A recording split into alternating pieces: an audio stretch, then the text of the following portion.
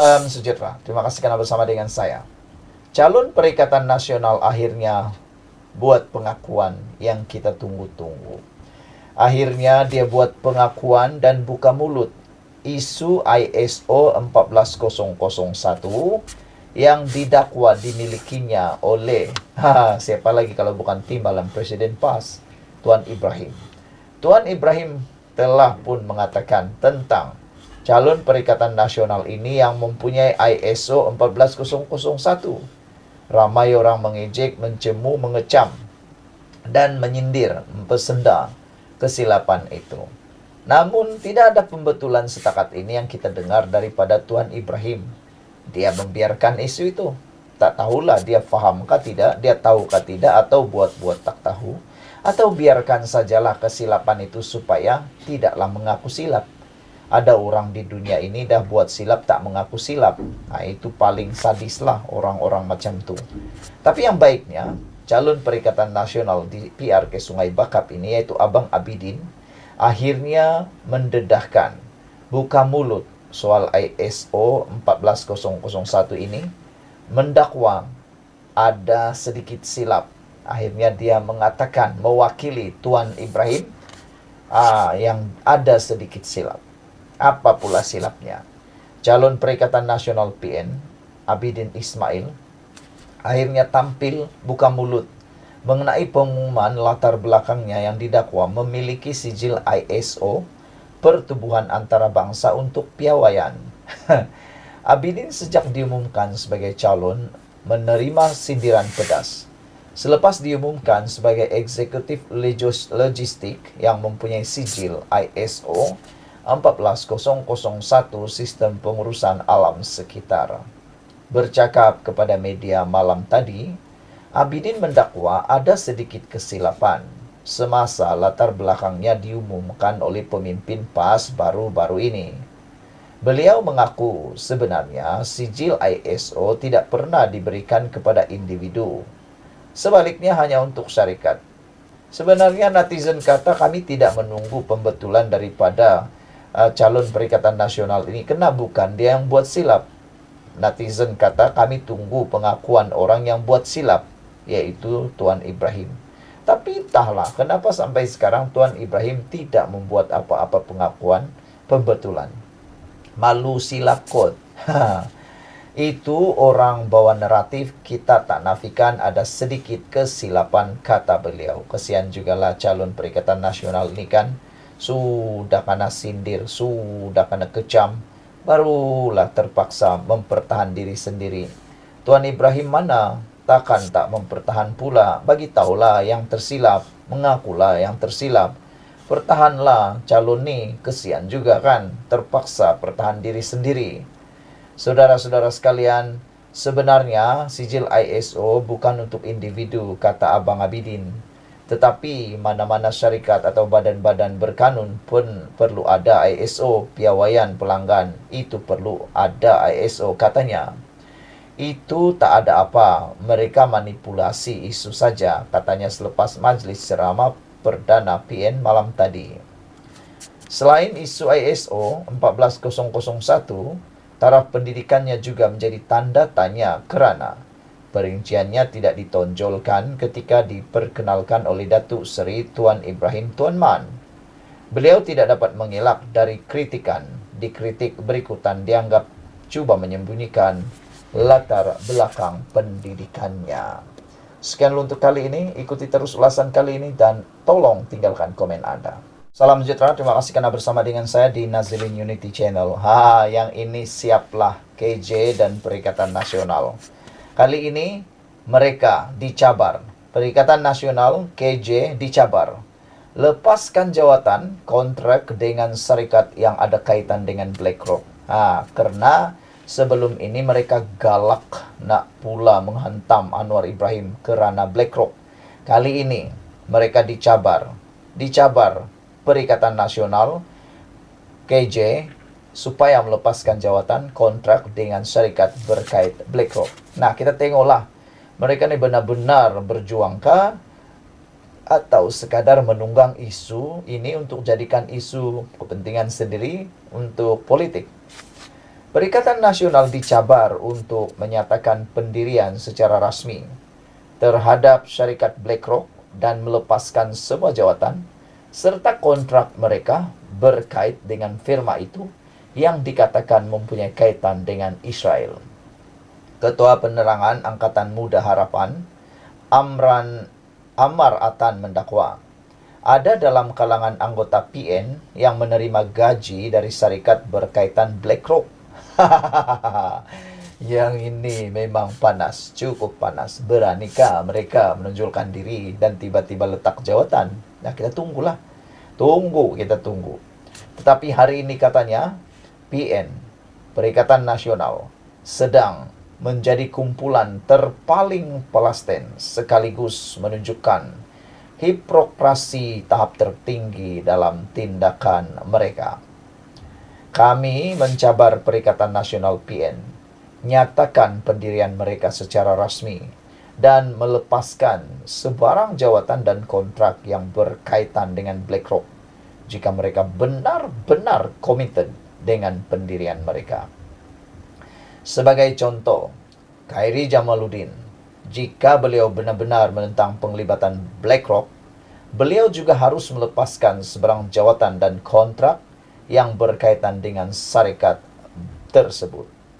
Ia akan menunjukkan konsistensi dan komitmennya terhadap prinsip yang beliau nyatakan. Katanya dalam satu kenyataan hari ini. Kemarin, seorang individu mendedahkan bahwa banyak syarikat di negeri Perikatan Nasional, contohnya yang mengendali lumbung emas di Kelantan, mempunyai saham BlackRock. Hotel di Terengganu baru buka tahun ini juga. Dikatakan ada saham BlackRock. Individu terbabit turut mendedahkan bahwa Khairi Jamaluddin dilantik sebagai pengarah CGS Internasional pada Mac 2024, di mana BlackRock memegang saham dalam CGS. Individu tersebut turut mempersoal bagaimana muka Khairi boleh terpampang dalam iklan promosi Vida Malaysia. Difahamkan BlackRock mempunyai pegangan saham dalam syarikat induk Vida Malaysia yang berpangkalan di Jepun, Diodo Group Holdings Inc. Sementara itu, Ammar menjelaskan bahwa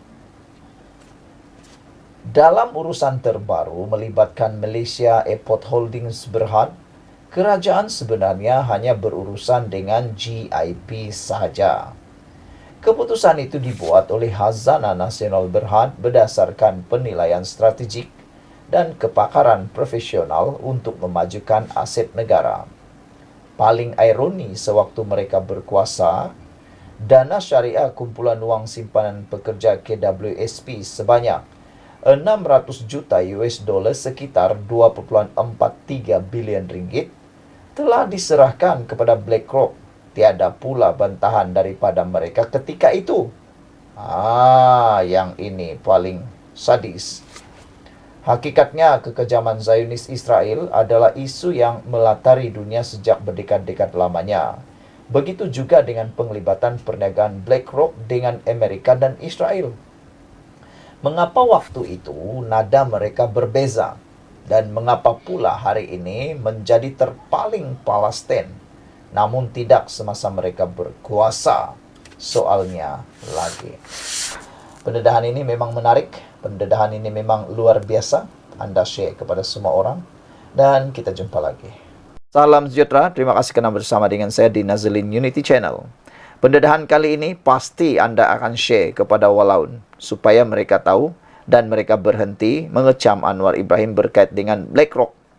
Rupa-rupanya BlackRock ni bukan baru timbul kemarin, bukan juga minggu lalu. Kerana isu ini tiba-tiba panas semasa minggu lalu, beberapa hari yang lepas. Apabila Tun Mahathir membongkar konon bercakap tentang BlackRock dan macam-macam. Tapi rupa-rupanya Tun Mahathir dah tahu lama pun tentang BlackRock ni. Baru saja dia mula bersuara. Dulu, waktu dia jadi Perdana Menteri, dia dah tahu pun tentang BlackRock ni. Tapi tak bising pun. Waktu Anwar Ibrahim jadi Perdana Menteri, barulah jadi konon pahlawan, hero. Itu kata Anwar Ibrahim, jangan tunggang isu ini untuk isu politik. Karena dulu kamu pun tahu perkara ini, tapi kenapa tak ambil tindakan? Sekarang baru salahkan Anwar Ibrahim. Rupa-rupanya BlackRock sudah berpuluh tahun labur di Malaysia. Itu kebenarannya. Dah berpuluh tahun. Pelaburan BlackRock di negara ini bukanlah baharu. Malah syarikat pelaburan antarabangsa itu sudah melabur di negara ini sejak berpuluh-puluh tahun lalu. Khususnya dalam pasaran equity dan bond syarikat berkaitan kerajaan JLC serta syarikat korporat Malaysia, kata penganalisis. Ini bukan kata saya, bukan kata ahli politik, tapi ini kata penganalisis. Penganalisis pasti tahu, lama dia menganalisis, melihat data, mengira data, dan tahu bahwa BlackRock sudah berpuluh tahun dalam negara ini melabur dalam pelbagai equity dan bond. Semakan data menunjukkan BlackRock sudah mempunyai kepentingan dan pegangan saham dalam syarikat senaraian awam di Bursa Malaysia bernilai 24.7 bilion dan 7.9 ringgit bilion dalam bond kerajaan dan korporat Malaysia. Menurut data yang boleh diperoleh secara terbuka juga menunjukkan sehingga Mei 2024, firma pelaburan global itu sudah sedia ada memiliki pelaburan dalam equity dalam syarikat. 100 syarikat tersenarai di Malaysia merangkumi keseluruhan sektor industri dengan 3 institusi perbankan di negara ini. BlackRock bukan pendatang baru dalam pelaburan global termasuk di Malaysia. Ia seperti pelabur institusi asing yang lain. Dan pelaburan di Malaysia hanyalah satu lagi pelabur portfolio asingnya, dan pelaburan mereka di negara ini adalah antara ketara sepanjang dekad yang lalu. Dalam konteks Malaysia, pelabur asing dalam pasaran modal memainkan peranan penting. Pendedahan mereka dalam pasaran equity adalah sekitar 20% hingga 21%. Manakala pendedahan mereka dalam pasaran bond adalah jauh lebih ketara, katanya. Ia jelas menunjukkan Malaysia kekal sebagai pusat tarikan dan sentiasa dalam radar mereka, kata pengarah eksekutif Institut Penyelidikan Ekonomi Malaysia, Profesor Dr. Anthony Das. Beliau menambah, sekiranya pelabur global menarik keluar dana dari Malaysia, kesan keseluruhannya akan negatif kepada negara. Dengar baik-baik. Ini yang akan jadi kalaulah kita ikut suara-suara emosi, suara-suara sumbang yang mahu menggunakan, mau menunggang isu BlackRock ini. Mereka mahu supaya BlackRock dibuang, disingkir dari Malaysia. Jadi apa yang jadi? Kalau pelabur global menarik keluar dana dari Malaysia, kesan keseluruhannya akan negatif kepada negara. Siapa tanggung nanti? Nanti Anwar juga kena marah.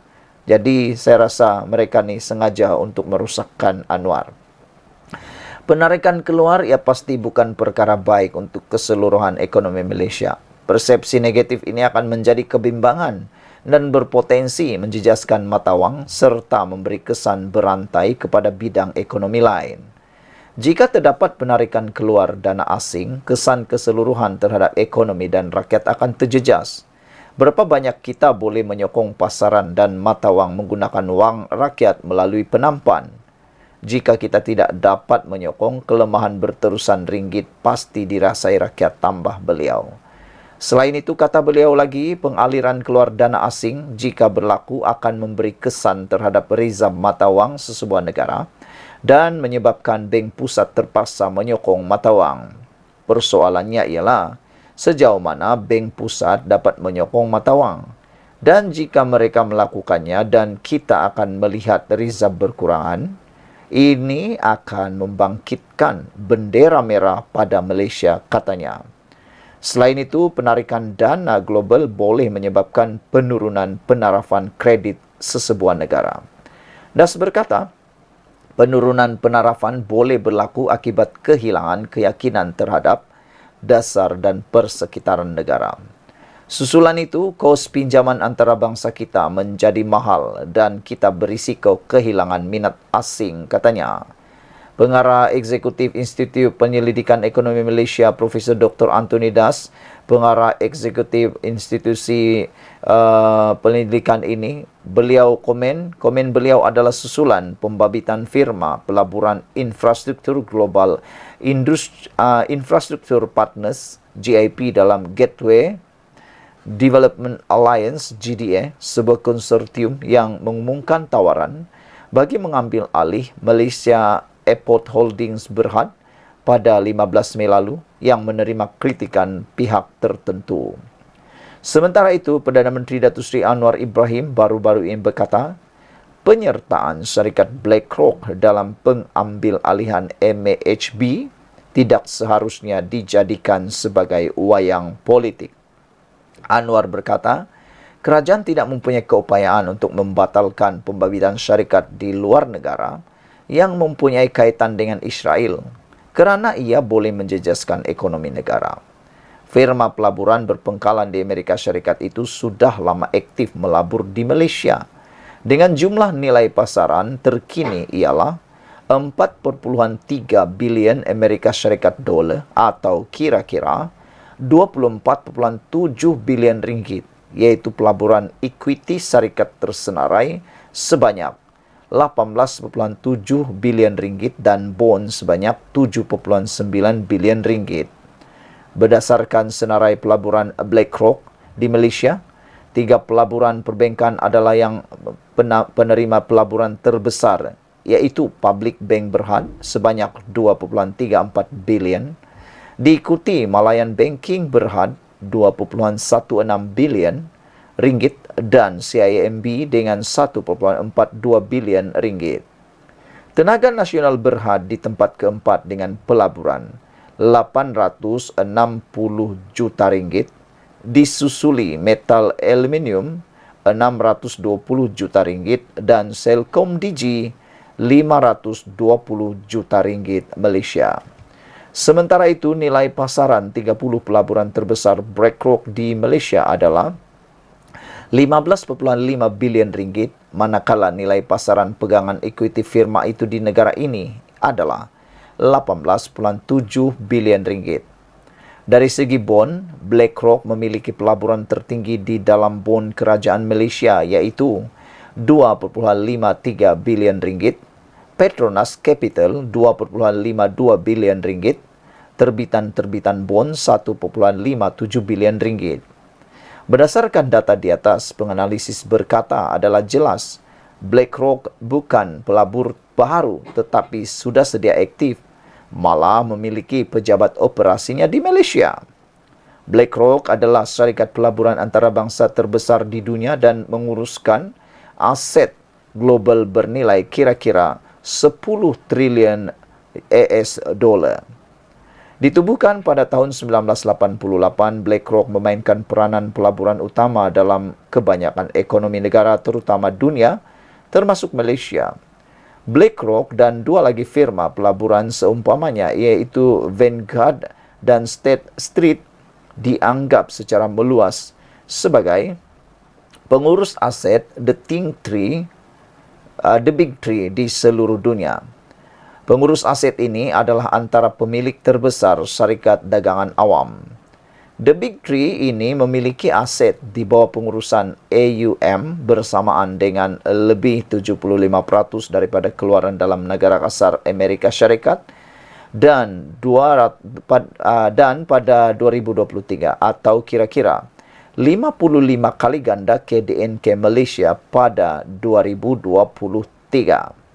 Firma itu juga aktif melabur di negara Islam lain seperti Arab Saudi dengan nilai dana 24 bilion Amerika Syarikat dolar, Emirat Arab Bersatu UAE 8.6 bilion Amerika Syarikat dolar dan Indonesia 11 bilion Amerika Syarikat dolar. Selain itu, BlackRock aktif di China dengan pelaburan bernilai 199 bilion Amerika Syarikat dolar dan di India sebanyak 148 bilion Amerika Serikat dolar. Firma pelaburan antarabangsa itu juga memainkan peranan utama dalam pelaburan alam sekitar, sosial dan takbir urus korporat ESG dan telah menjadi sangat aktif dalam sektor tenaga boleh diperbaharui dan alam sekitar yang mapan. Seorang penganalisis equity dari sebuah bank pelaburan berkata, penyertaan syarikat sekutu BlackRock iaitu GIP dalam cadangan penswastaan MAHB juga bukanlah satu isu. Ini kerana berdasarkan data pemegang saham MAHB, BlackRock sebelum ini sememangnya sudah memiliki 2.1% equity bernilai 35 juta ringgit Malaysia di dalam syarikat pengendali lapangan terbang itu. Selain itu, BlackRock melabur di dalam hampir 100 syarikat Malaysia susulan fungsinya sebagai firma pelaburan dan kehadirannya sebagai pelabur global membantu menyemarakkan minat pelabur secara umumnya di Bursa Malaysia, katanya. BlackRock sudah berpuluh tahun labur di Malaysia. Saudara, rupa-rupanya itulah kehebatan BlackRock yang tak dapat dinafikan semua. Sudah lama bertapak dan telah melabur di Malaysia. Kita jumpa lagi. Bye-bye.